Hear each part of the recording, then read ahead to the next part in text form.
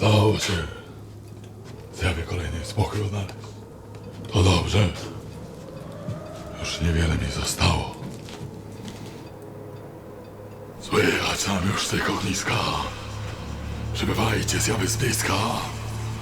Z czym się uda, to pomogę, by rozwiązać waszą trwogę.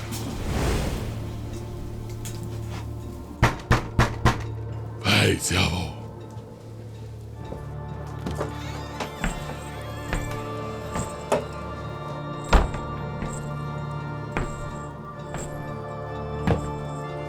Kim jesteś, zjawo? Stanisław. Usiądź i opowiedz mi swoją historię.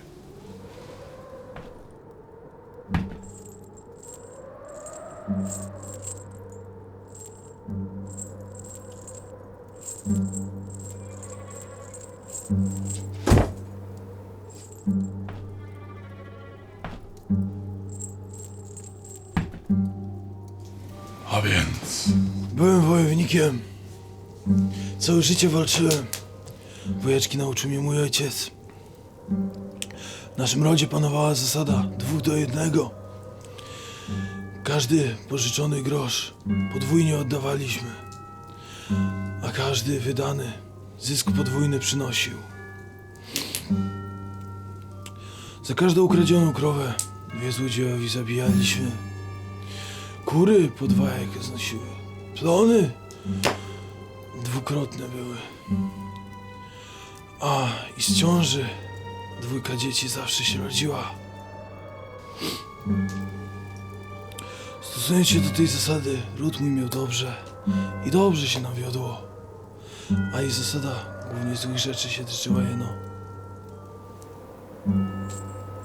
Wódz nasz dawniej turniej zorganizował.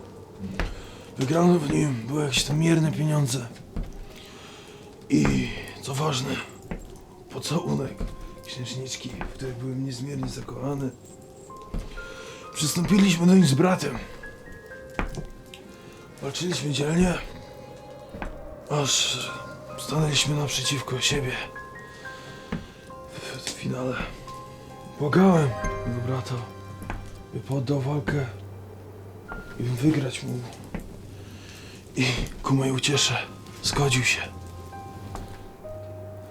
Dzięki temu zyskałem względy księżniczki i pozycję na tyle wysoką, mógł się ubiegać o jej rękę.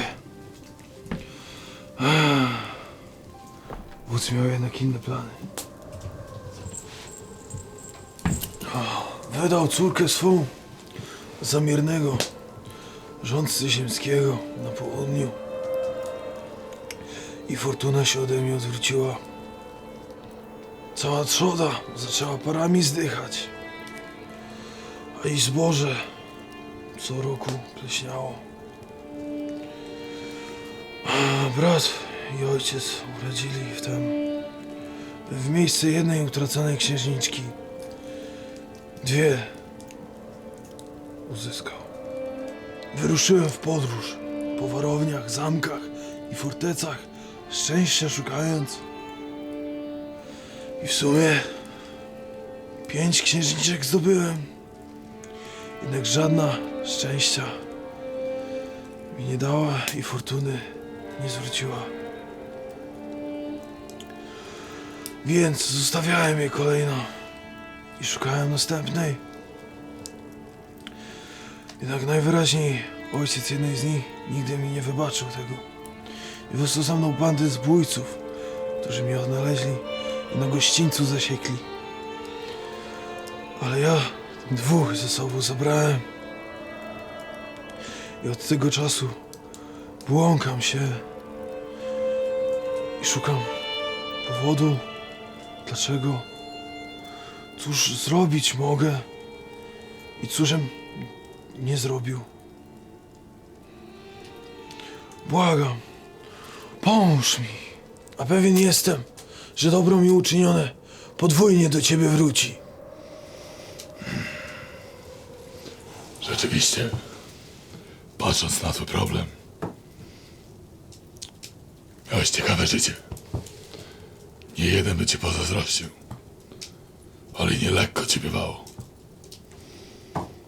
Cóż by tu poradzić? Opowiem ci moją historię. Mój ojciec, jego dziad, jak i pradziad byli guślarzami. Od zawsze ich podziwiałem.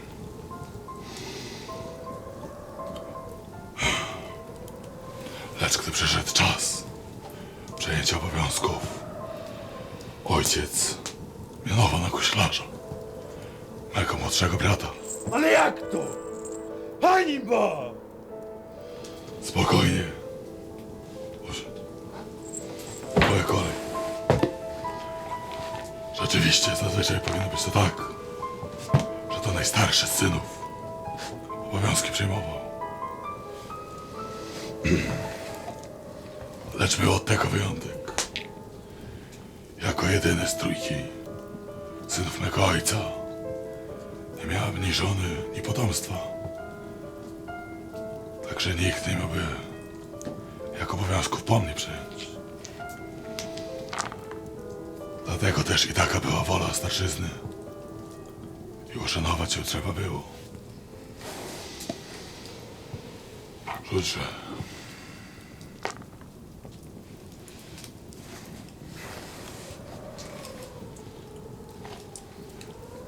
I w ten oto sposób trwoga twa spełniona została.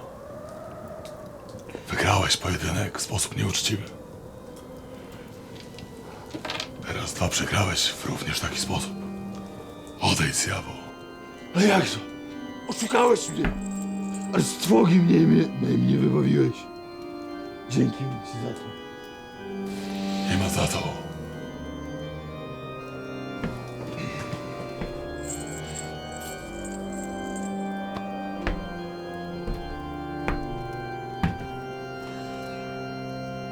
Bywaj.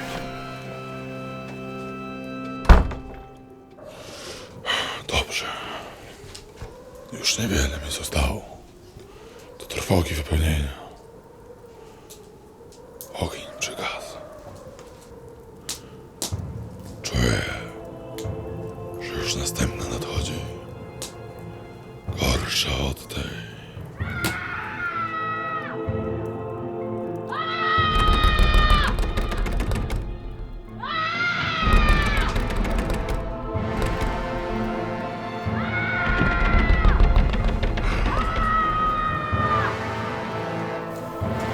Ej, zjawu.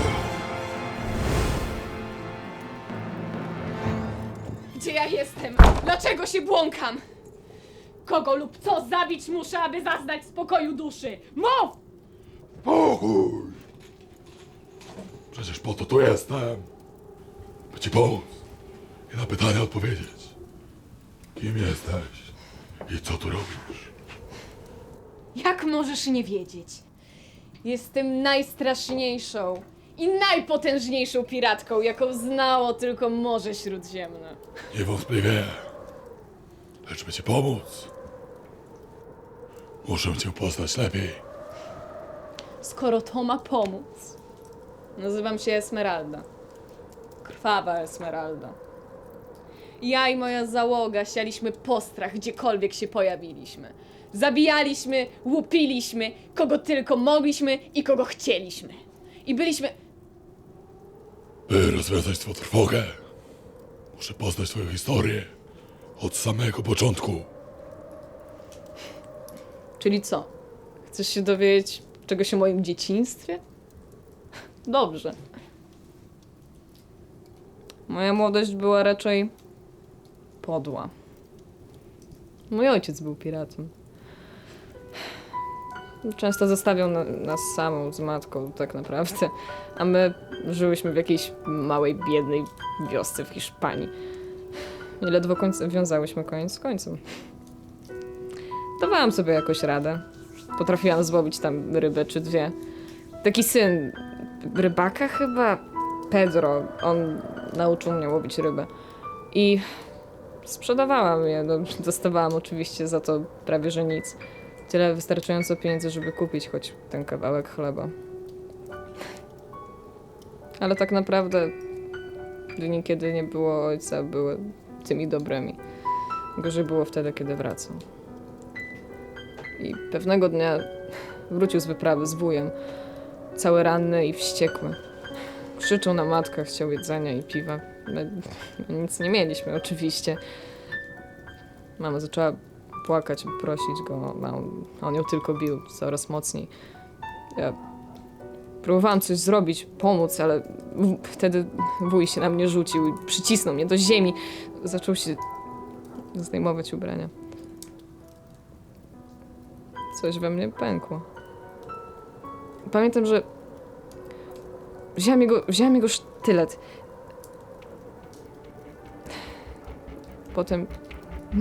Potem już tylko zrzuciłam z niego jego nieruchome ciało. I w tym rzuciłam się na ojca i zaczęłam go dźgać. Dźgałam go tak długo, aż nie ruszał się i nie wiem, kiedy przestał się ruszać, ja go wciąż dźgałam. Ale mama już nie żyła. Ona zawsze była słaba. Nie wiedziałam, co zrobić, więc robiłam coś szalonego. Założyłam strój kapitański, podpaliłam dom i wyszłam. Po drodze spotkał mnie Pedro i zapytał, co się stało, ale co miałam mu powiedzieć? Ja nie wiedziałam, co się stało, nie chciałam wiedzieć, co się stało. Weszłam na statek, popatrzyłam na nich wszystkich i powiedziałam, że wasz kapitan nie żyje. I teraz to ja jestem waszym kapitanem. I udało mi się. Wszyscy mnie słuchali. I zostałam piratem. I byłam niepowstrzymana. Nagle mogłam robić wszystko, co tylko chciałam. Mogłam popłynąć, gdzie chciałam, mogłam zrabować, kogo chciałam. I udawało mi się. Byłam bogata, byłam tak obrzydliwie bogata. I mogłabym dożyć spokojnej starości. Gdyby nie ten jeden statek. Jeden mały, nawet nie jakiś bogaty statek, który należał do Hanzy. Zatopiliśmy go. A za to wszyscy. Król, najemnicy i nawet jacyś parszywi łowcy głów szukali nas, polowali na nas. I tak uciekaliśmy, aż trafiliśmy gdzieś daleko na północ. A tam nas zaatakowali. Tak naprawdę to była jedna salwa. Zatopili nasz statek, ja wpadłam do wody ranna i wycieńczona. Potem pamiętam już tylko plażę, na którą wypadłam. A potem nic, potem już tylko ta mgła i cisza. A teraz jestem tutaj. Powiedziałam ci wszystko. Teraz twoja kolej. Mów, co mam robić, albo co ty masz robić, żebym w końcu mogła zaznać mojego spokoju, żeby to się skończyło. Wysłuchałem tej historii. Wniosek mam jeden.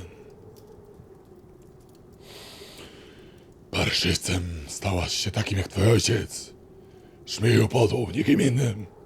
Coś ty powiedział? Odszczekaj to! W tym momencie! I co ci to da? Że mi gardło poderżniesz? Tobie to nie pomoże.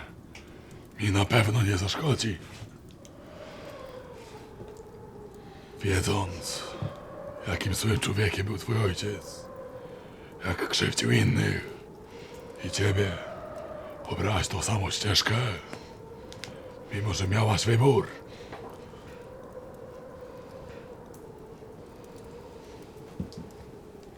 To jest właśnie twoja droga.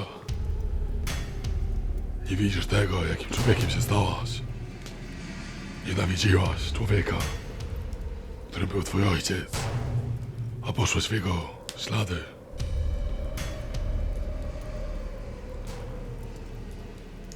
Musisz to sobie uświadomić i zmierzyć się z tym, kim jesteś.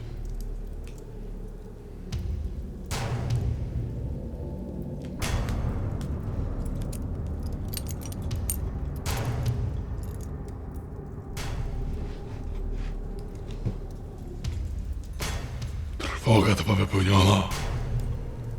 Odejdź i odnajdź spokój.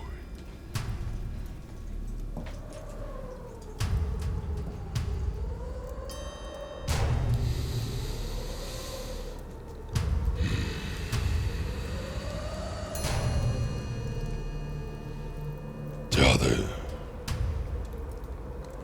odprawione. Zjawy spokój odnalazły.